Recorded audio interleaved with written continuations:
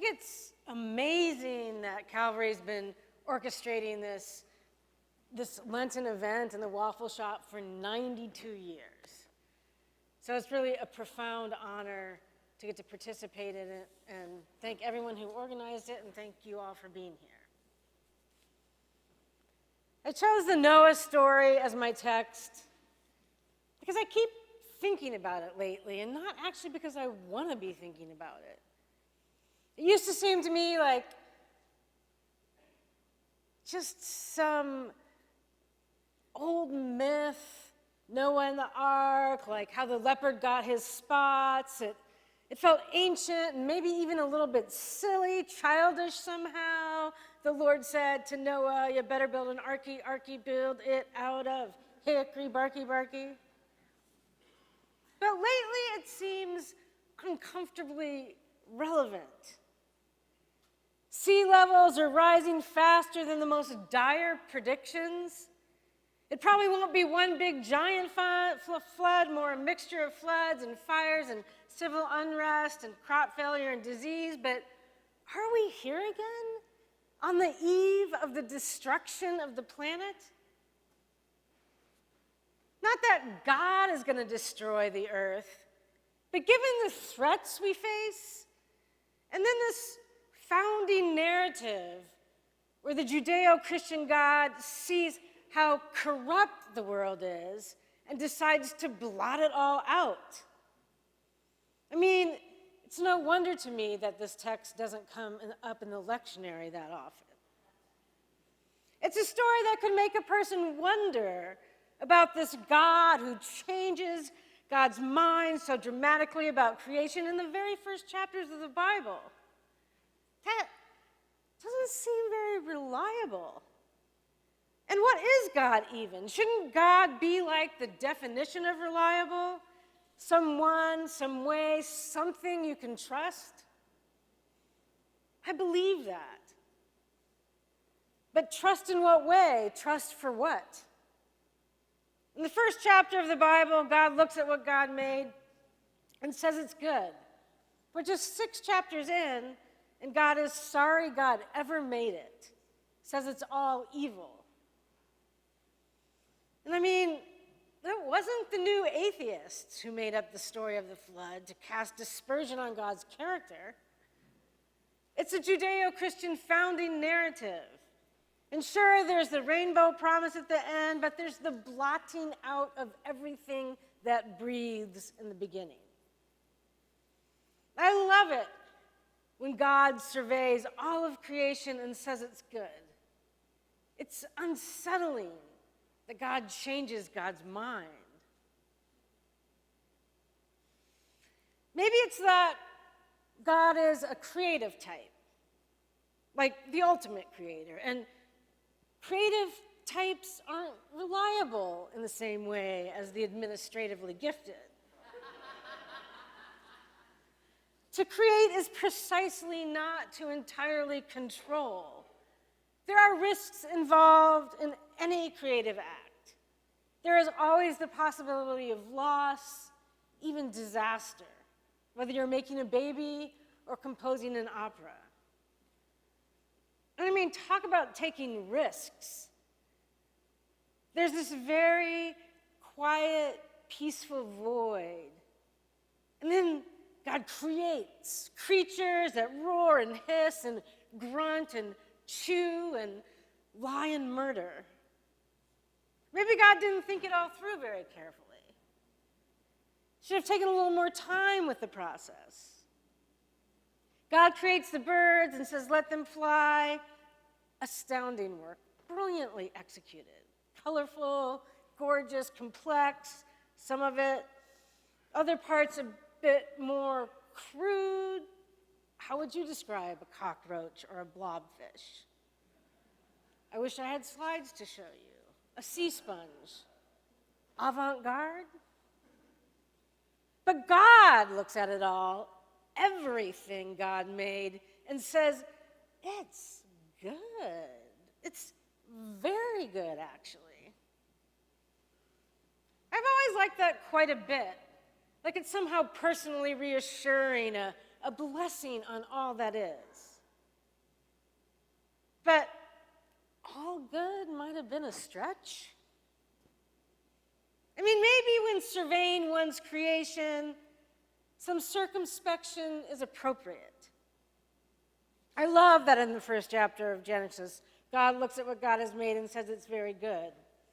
But maybe it shouldn't be entirely surprising or even completely disappointing that God comes back to God's work after a while in these founding narratives and realizes that it was maybe more of a shitty first draft than an actual masterpiece.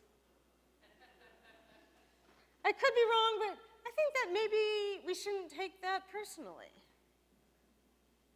In the first chapter of the Bible, God creates and says it's all good. By the sixth, God looks at it and realizes God was wrong. God sees that every inclination of the thoughts of the human heart was only evil continually. The earth was filled with violence. The text keeps pressing the all, the everything, all of it, the entirety, entirely bad. The whole project, a complete disaster. But maybe this sweeping condemnation was a little overdramatic, in the way artists sometimes tend to be, swinging from grandiosity to loathing. It's so good, and then later, it's embarrassing. Or maybe it just reflects a growing honesty or self-awareness. Creating is a risky endeavor. God feels terrible that God's creation hasn't turned out well. It grieves God's heart deeply, the text says. It's not an easy decision, but God decides to scrap it, this first draft. Hit delete. Let it dissolve under the faucet in the studio sink. Start over. But maybe the point of the story isn't about this huge mistake as much as it is about this discovery of a path forward. Life is gorgeous, and it's terrible. Poverty, cancer, tsunamis. It is not all good. God sees this. And there's something about that that's actually reassuring. God's not some Pollyanna in the sky who could never say a bad word about anything or anyone. God is not a false optimist or a liar. The Judeo-Christian stories are about death and resurrection, sin and grace, not the power of positive thinking. God sees that God's creation is not all good. Well, what sort of self-deceived, egomaniacal creator wouldn't eventually see that? And it grieves God deeply. There are flood stories in the founding narratives of many, many cultures, similar to the one in the Bible. Some deity sends a huge flood to destroy a world gone wrong. The floodwaters provide a possibility of some sort of cleansing or rebirth. There's almost always a hero in these flood stories.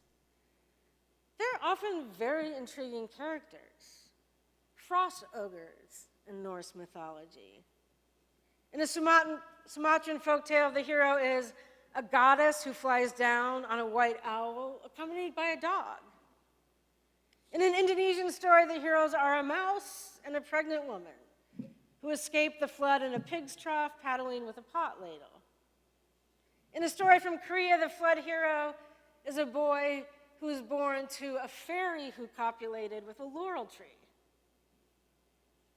Noah seems a little bit bland in comparison to those characters.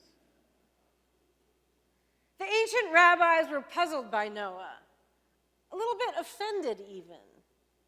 The text says Noah found favor in the sight of God.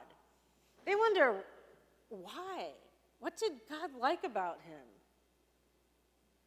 God says to Noah, I'm going to destroy the world, every single living thing. And Noah says, nothing? No questions? No arguments? Later in the text, other men will argue with God when God says such a thing. Abraham tries to convince God not to destroy Sodom. On Mount Sinai, God says to Moses, I'm going to destroy all the Israelites for worshiping the golden calf except you. And Moses totally refuses that deal, advocates for the other people. Abraham and Moses entreat God on behalf of the people. Noah, in the face of the destruction of the world, is silent. Takes instructions without question, picks up a hammer, and starts pounding nails. How is this righteous? The rabbis surmise, when God says to Noah, you shall enter the ark, it's actually a promise more than a command. Noah isn't any more righteous than any other man. He is the recipient of a promise. You shall enter the ark, and it will change you. In the ark, this womb-like space carved out of the water, this human will be remade, reborn. Noah becomes a good man in the ark, the Midrash suggests. Not by battling forces of nature or striving for moral superiority, but because he learns to feed the animals who are with him, the right food at the right time, according to the rabbis, learns how to care for them and keep them alive. The ark is where Noah learns kindness, learns to be attentive to a vast array of others in a way that requires the sort of curiosity that leads to tender concern. Adam and Eve wanted to be like God, according to the Genesis story. But maybe they didn't really know what God was like. The human who is remade in the ark will come out not yearning for grandeur, but more grounded. God devises to reconceive the human not by spiriting him away to some high holy place, but by having him build an ark and gather every kind of animal and every kind of food that the animals eat. And then spend 40 days and 40 nights pressed up in this close space next to the animals, where there's not an option of separation. What a creative idea. According to the Gospel of Mark, Jesus is driven by the Spirit out into the wilderness, where he spends his 40 days and nights with wild beasts too. Ask the animals, they will teach you, Job says. Consider the birds, says Jesus. Like humans have something to learn from other creatures. That should be obvious. Children know this instinctively. They learn from animals. There are actual studies about this, about the profound role that animals play in the moral and emotional development of children, how their attempts to discern among different types of animals and animal behavior enables them to create richer mental worlds and a greater range of emotion. And then they enter the adult world, where they often lose some of this curiosity. We humans have often believed that we alone are the crowning glory of creation, as if we're somehow above the rest of the intricate web of life, as if we didn't need worms to aerate the soil in order for us to grow food, as if we didn't depend on bacteria to make our digestive systems work properly. But human self-sufficiency is a lie. Maybe that's a big part of the problem, that we can't embrace how dependent we are on all the relationships that make life possible. Humans are so full of pretenses. How little like other animals are we? But elephants grieve for their dead, ravens fall in love, monkeys address inequality, wolves miss each other, plants learn, trees communicate. Mushrooms might save the world, I've read. And we all eat, digest, move our bowels, die, become dust. The urgency of us acknowledging that we're not more important or better than everything else has never been more apparent. God says to Noah, build an ark. Fill it with every variety of animals and all the different foods they eat. I mean, spend some time imagining that scene. Just the meal times. Barking, neighing, slithering, mooing. I think I've imagined the ark as a long but relatively peaceful ride. But Noah must have been really busy. One Midrashic author writes about Og the giant, called the pursuer of ecstasy, who clung to the side of Noah's boat as the floodwaters started to rise. So Noah poked a hole in the side of the boat so he could feed the giant to keep this giant alive. As if keeping the giant pursuer of ecstasy alive was somehow essential to the process of the world being remade. What a journey. What a story. This is God's way of working out God's second draft, God's recreation. Noah learns to be a feeder. Noah learns to be a life sustainer.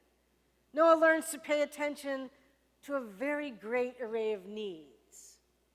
And it's in the ark, pressed up against the animals, that Noah becomes a new sort of person. God, through the whole ordeal, becomes different too. God suffers in the process of recreation, rebirth, death, and resurrection. Though powerful, God is also vulnerable. God feels, regrets, hurts, sorrows, is described as having a heart that breaks. The ark makes its way through the water. God has been in pain, and then finally, after a specific period of time, the water breaks. The doors of the ark burst open, and every living thing that swarms and creeps, every beast, every bird, everything that moves upon the earth tumbles out of that womb-like space. And you know what? After all this, it's still not all good. It's kind of a mess. Imagine every kind of animal and people all confined in a smallish space for many days. They emerge smelly and irritable.